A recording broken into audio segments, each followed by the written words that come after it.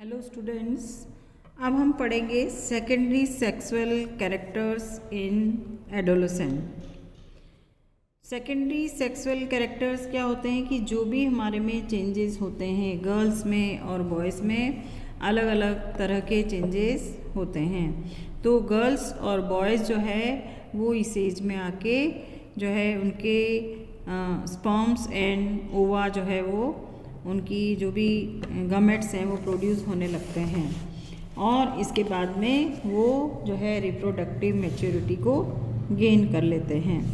तो बॉयज़ में जो है वो क्या होता है कि in boys the moustache and beard hair facial hairs begins to grow and in girls breast begins to develop at the age of puberty. As these features helps to distinguish the male from female, they are called secondary sexual characters. और यही जो features हैं वो क्या करते हैं, mail और female को डिस्टिंग्विश करते हैं, इसलिए इनको सेकेंडरी सेक्सुअल कैरेक्टर्स कहते हैं। Boys also develop hairs on their chest, boys की चेस्ट पे हेयर्स डेवलप हो जाते हैं। In both boys and girls hair grows under the arms and in the region above the thighs and pubic region. ठीक है, तो different हमारे body के पार्ट्स में जो है वो हेयर्स ग्रो होते हैं। अब द चेंजेस, जो भी चेंजेस हो रहे हैं ये किसके कारण हो रहे हैं, हमारे में हार्मोन्स के कारण होते हैं। जो भी एडोलेसेंस में जो चेंजेस हैं they are controlled by hormones. What are hormones? Hormones are chemical substances and these are secretion of endocrine glands. Hormones are secreted in our endocrine glands and endocrine glands are ductless glands which secrete their hormones and they directly mix into the blood and along with the blood they reaches to their target organ. जहाँ पे भी उनको work करना वहाँ पे वो चले जाते हैं ब्लड में मिक्स होने के लिए। इनके लिए कोई ऐसे अलग से डक्ट्स या वेसल्स नहीं होती है, जैसे हमारी ब्लड वेसल्स होती हैं वैसी ये सीधे ब्लड में चले जाते हैं। So this secretion from endocrine glands and endocrine system, दोनों के हार्मोन्स अलग अलग होते हैं, मेल और female hormone.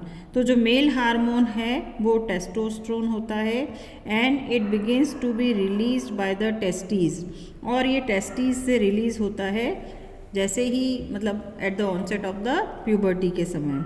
And these causes changes in boys about which you have just learned, for example the growth of the facial hair।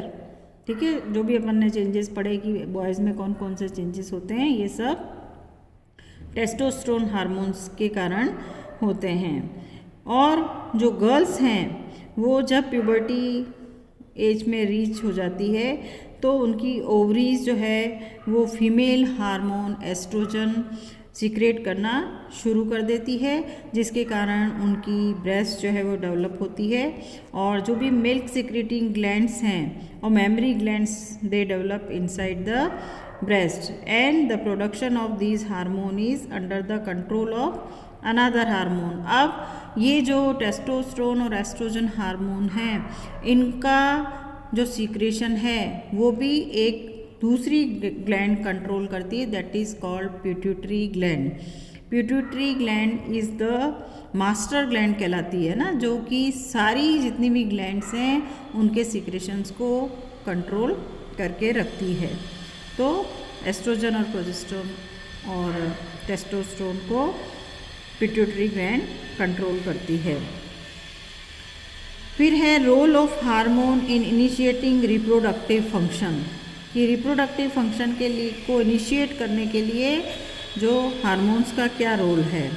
Endocrine glands release hormones into the blood stream to reach a particular body part called target organ.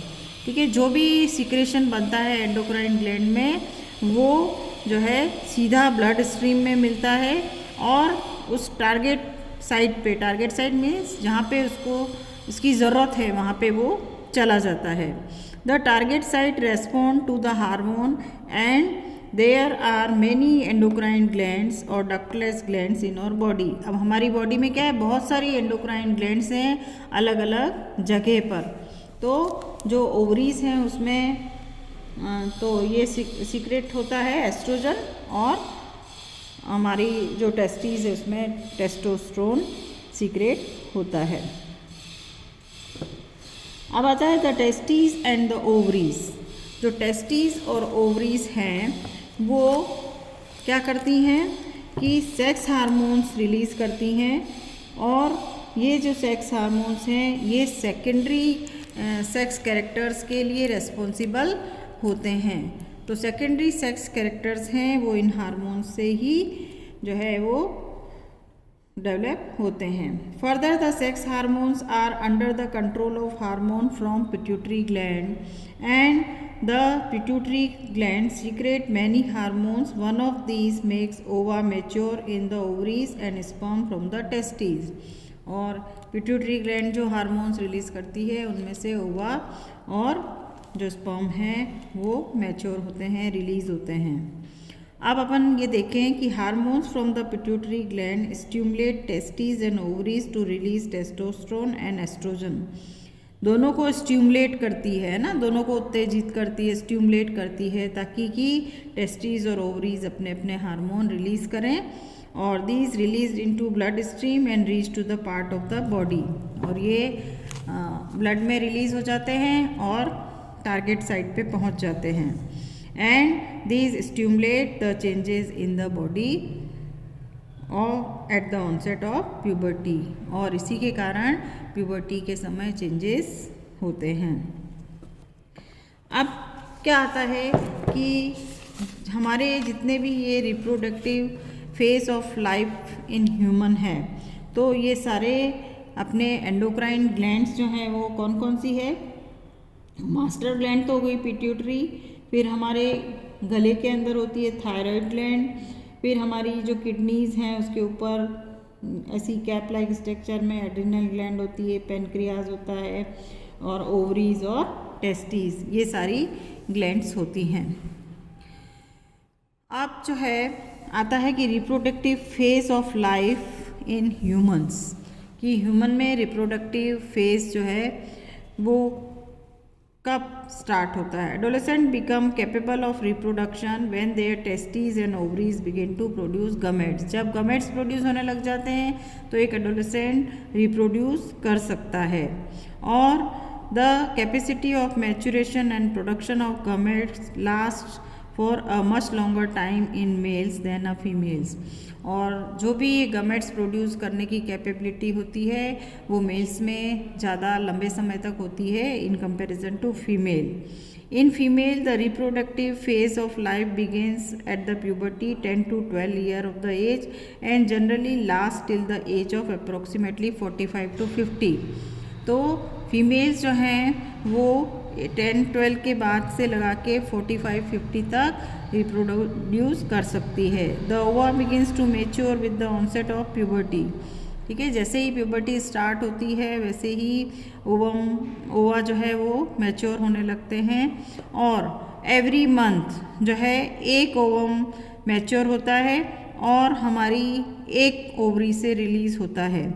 और ये कितने दिनों में 28 to 30 days में एक release ओवा होता है एक ओवरी से। During this period the wall of the uterus becomes thick so as to receive the egg, and in case it is fertilized it begins to develop and these result in pregnancy। और इस समय में uterus की जो walls होती है वो कैसी हो जाती है, थिक हो जाती है, मोटी हो जाती है। किस लिए, ताकि कि वो जो भी ओवा है, जो एग है, उसको रिसीव करने के लिए। और अगर उस समय ये एग फर्टिलाइज हो जाता है तो वो डेवलप होने लग जाता है, और अगर नहीं हो और डेवलप जब होने लग जाएगा तो ये इट रिजल्ट इन प्रेगनेंसी, और जो वुमेन है या जो गर्ल है वो प्रेग्नेंट हो जाती है। And if the fertilisation does not occur, और अगर उस ओवा का एग का फर्टिलाइजेशन नहीं हुआ तो क्या होगा कि ये जो थिक वॉल है lining of the uterus along with the blood vessels are shed off. अगर वो फर्टिलाइज नहीं हुआ एग तो ये जो वॉल जो थिक हुई थी वो ब्लड के साथ में शेड ऑफ हो जाती है and this causes bleeding in the women, और इससे वुमेन में ब्लीडिंग होने लगती है विच इज़ कॉल्ड मेंस्ट्रुएशन, और उसको अपन कहते हैं मेंस्ट्रुएशन। और ये जो साइकिल है वो पूरी 28 to 30 डेज़ की होती है, जिसमें हर 28 डेज़ के बाद में उसको मेंस्ट्रुएशन साइकिल आती है। Menstruation occur once about 28 to 30 days. The first menstruation flow begins at puberty is termed as menarche, और जो फर्स्ट मेंस्ट्रुएशन होता है वो मेनार्के कहलाता है। At the 45 to 50 of the age the menstruation cycle stop. 45 to 50 के बीच में जो है मेंस्ट्रुएशन साइकिल स्टॉप हो जाती है, और जब ये स्टॉप हो जाती है तो इसको अपन कहते हैं मेनोपॉज, ठीक है ना। तो जो स्टॉपेज होता है मेंस्ट्रुएशन साइकिल का वो मेनोपॉज कहलाता है। Initially menstruation cycle may be irregular but it takes some time become regular. शुरू में जब मेंस्ट्रुएशन साइकिल शुरू होती है तब ये इरेगुलर होती है ना। कभी ज़रूरी नहीं कि यह 28 डेज़ में ही जो है वो आ जाए, लेकिन धीरे धीरे करके ये रेगुलर हो जाती है।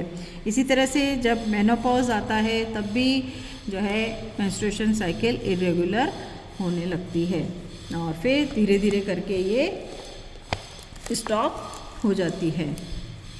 फिर menstruation cycle is controlled by hormones, ये भी हार्मोन से कंट्रोल होती है।